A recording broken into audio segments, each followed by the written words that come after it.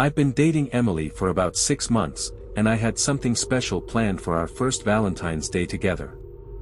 I didn't want to give her a cliché gift but something truly meaningful that reflected our relationship.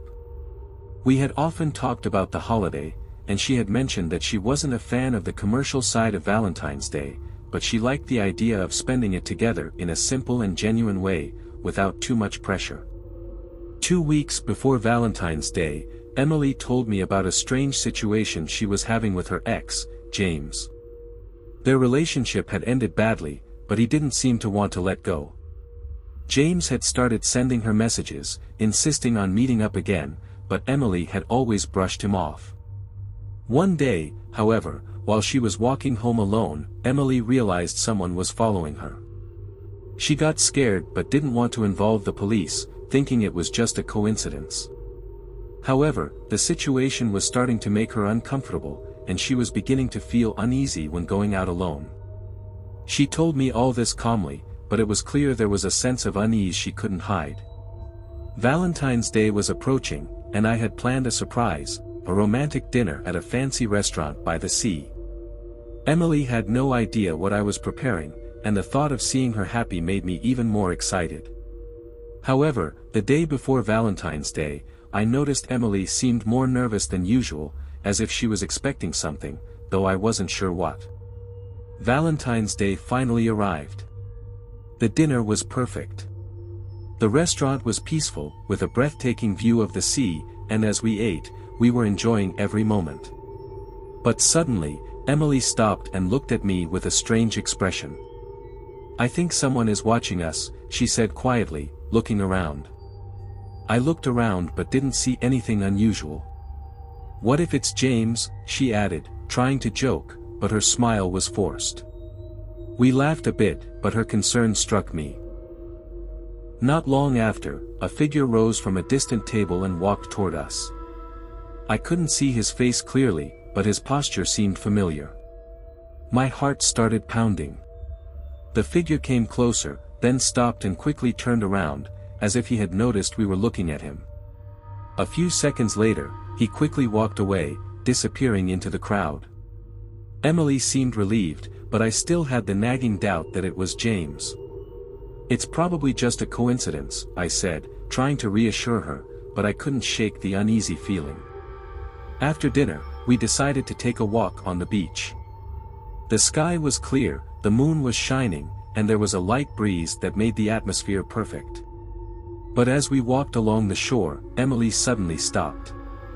"Look," she said, pointing to a dark corner near the bushes. "There's someone there." Her voice was slightly trembling. I turned around, but I couldn't see anything. "Let's go," I said, taking her hand. But Emily seemed even more worried. Her feeling of being watched had become overwhelming. We returned to the car, and although the evening seemed to be going well, I couldn't shake that strange feeling that something was off.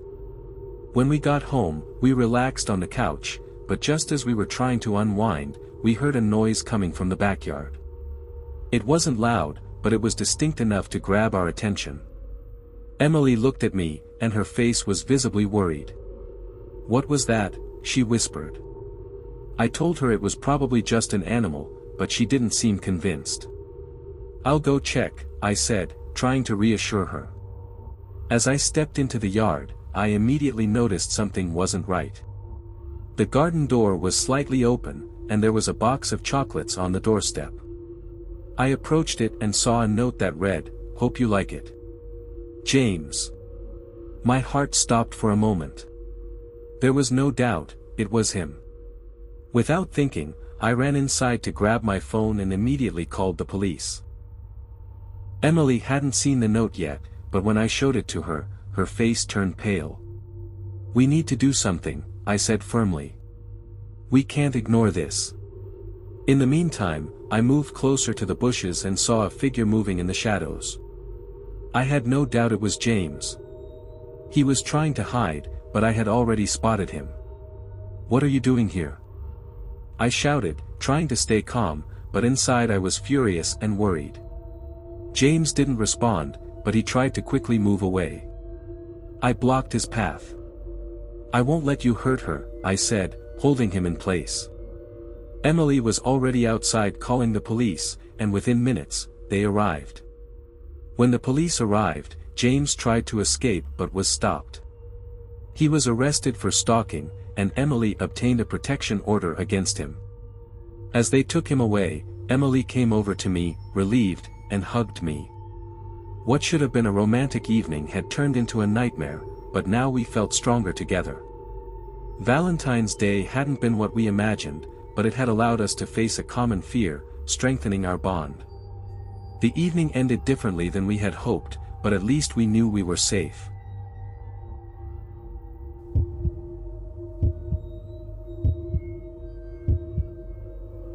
It was Valentine's Day evening, and this year I decided to do something special.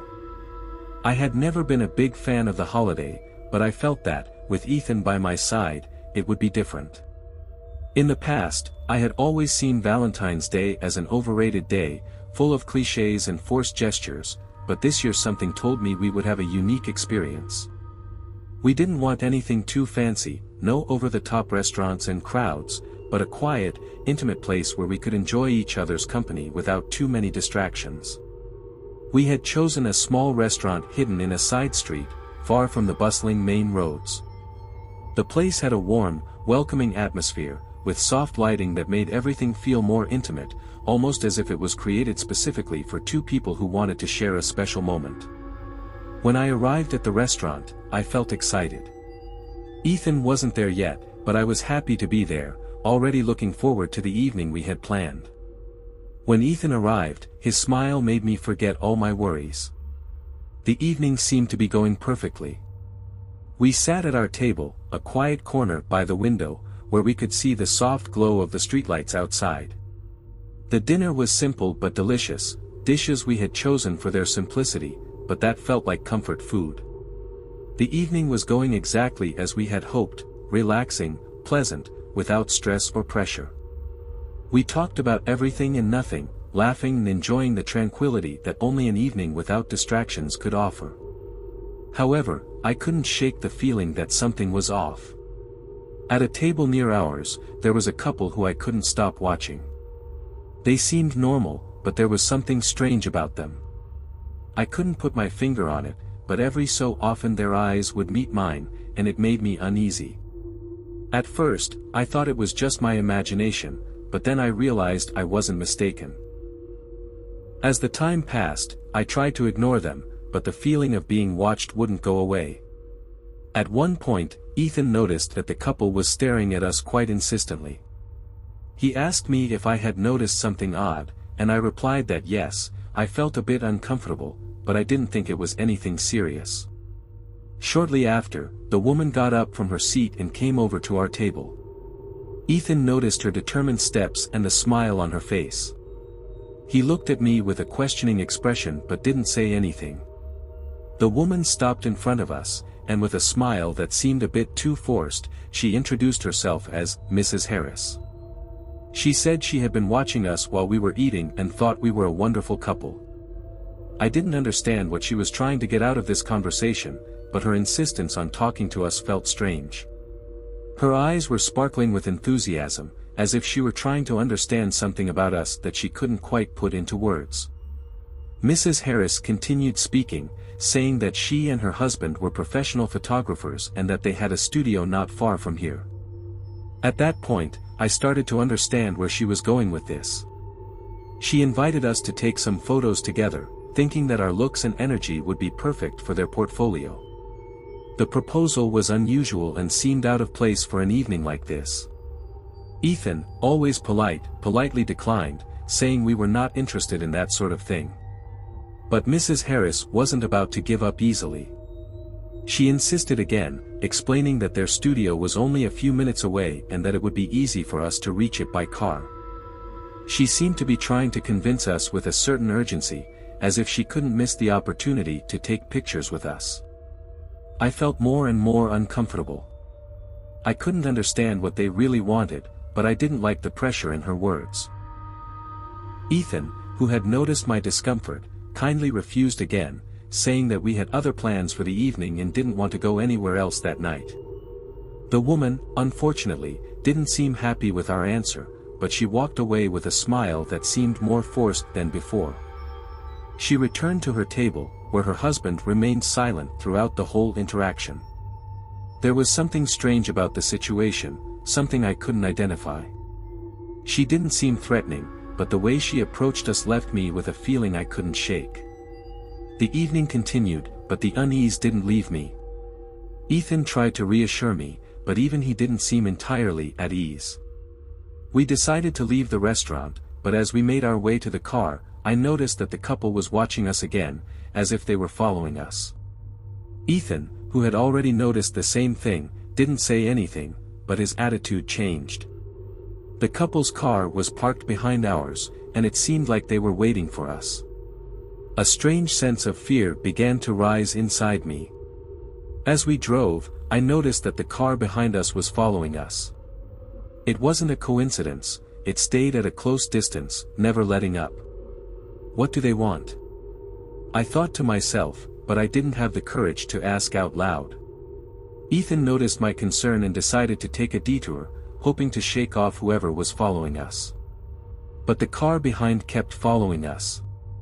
After a few minutes, we decided to stop in a parking lot. We drove into a more isolated corner, hoping the car behind would pass us by. When we got out of the car, we realized that the car had not moved. They weren't getting out, but they were watching us from a distance. Ethan and I exchanged glances, unsure of what to do. After a while, the car finally left, accelerating and disappearing into the darkness of the night. That feeling of unease stayed with us. We went back home, but that Valentine's Day didn't end as we had imagined. Every time I think back to that night, I wonder if there was something we never understood, a little mystery that never had an answer. We will never know if that couple had strange intentions or if it was all just a huge misunderstanding, but that night remains in my memory as an experience I will never forget. Despite everything, that Valentine's Day taught me that sometimes the strangest things happen when you least expect them.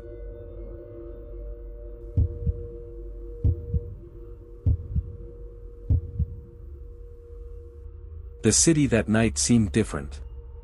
The snow fell slowly and silently, covering everything with its soft, white blanket, while the cold wind cut through the streets, making the branches of the trees creak. Valentine's night 2020 shouldn't have been like any other night. Yet, as I walked beneath the gray sky, I felt an unease creeping inside me, like a presence I couldn't define. The city was wrapped in an unnatural silence, and everything, even the sound of my footsteps, seemed muffled, almost as if the world was holding its breath.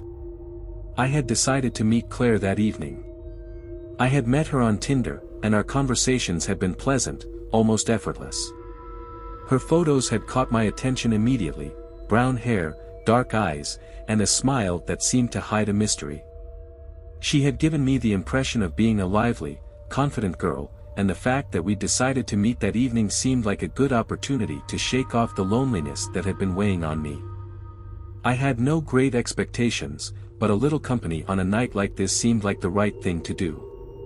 When I arrived at the cafe where we had agreed to meet, the atmosphere inside struck me immediately. The warmth of the room contrasted with the cold outside, but there was something strange in the air. The light was dim, and the smell of freshly brewed coffee filled the room, but the sensation I had wasn't that of a cozy place. The solitude was palpable, as if there was something distant, invisible, permeating the air. The people around seemed estranged, their gazes fleeting, as if they were trying to hide from something. It was as if time had stopped in this place, a suspended moment that I couldn't explain. Claire arrived a few minutes after I had sat down. She smiled at me, but the smile didn't seem completely genuine. Her eyes quickly scanned me, and then moved away, as if she were looking for something beyond my face. That expression unsettled me, but I tried to ignore it. I greeted her, and she sat down across from me. She didn't speak much, but each word she spoke seemed carefully chosen, as if she were always in control of every aspect of the conversation. Her voice, initially sweet and calm, seemed to conceal something beneath the surface, as if she wanted to say more but couldn't. The conversation continued, but every time I spoke, Claire seemed to look at me more intently, as if she were searching for something in me, something I couldn't see. Her gaze was fixed, almost penetrating, and I felt uneasy, as if I couldn't lie to her. Her presence enveloped me, yet I felt detached from her. I couldn't figure out if it was her personality or something deeper I couldn't define, but with every passing moment, my unease grew. When we stood up to leave, the cold air hit us immediately. I had never noticed how cold the night was, but now it seemed that the air itself was thick with a tension I couldn't explain. We walked down the almost deserted street, the snow falling relentlessly, covering every trace. The silence was oppressive. The steps we took seemed too loud, as if we were walking in an empty space where every movement was exaggerated. Claire didn't speak much, but she didn't seem to notice my silence. She walked ahead, her face turned downward, almost as if she were waiting for something. We reached my apartment, and she walked in without hesitation. The door closed behind us, but the atmosphere around me seemed to have changed. The house, which usually gave me a sense of safety, now felt small and cramped. Every corner seemed darker, as if the space itself was shrinking. The light in the living room flickered for a moment, as if disturbed by an invisible presence I couldn't see. The warmth I had felt in the room now seemed distant, as if something was absorbing the air, making it dense and heavy. We sat on the couch, but I couldn't stop noticing how distant Claire seemed. Her eyes, which had been so lively before, now appeared absent, lost in another world. Every now and then, she would get up and walk over to the window, as if looking for something outside, but when I asked her if everything was okay, she didn't respond. Her silence became heavier, stranger. When I looked at her, I had the impression that she didn't see me anymore, as if she were somewhere else, in a place that didn't belong to me. At one point, I heard a soft noise, almost imperceptible, something scratching gently against the floor, like something thin was walking above me, but there was no one. I stood up suddenly, but Claire seemed not to have heard anything. She didn't move, didn't react. She suddenly got up from the couch, and for a moment, when I looked at her, her figure seemed blurred, as if she were fading into the shadows. I couldn't understand if it was the light's effect or if she was truly gone. "Claire." I called, but she didn't answer. The room became darker, and everything seemed to lose its contours. When I approached, I heard a sharp sound coming from the entrance door, as if someone were trying to enter, but when I opened the door, no one was there. The hallway was empty, the only sound being the snow continuing to fall outside. I returned to the living room, but when I closed the door, I noticed Claire was gone. The room was empty, but I felt a presence, something invisible surrounding me. The silence that I had once perceived as a blessing now became unbearable. There was something strange about the light filtering through the windows. I couldn't understand what had happened, but I knew that this night would never truly end. The snow kept falling, but the city outside was quieter than ever. The unease I had felt during our meeting had turned into fear. I felt watched, as if my own home was no longer safe. And yet, when I looked outside the window, the landscape was the same as before, the outside world remained still. But something inside me had broken. Claire, or whoever I thought Claire was, would never come back. And in that silent Valentine's night, I felt that something darker was about to happen, something I could never have imagined.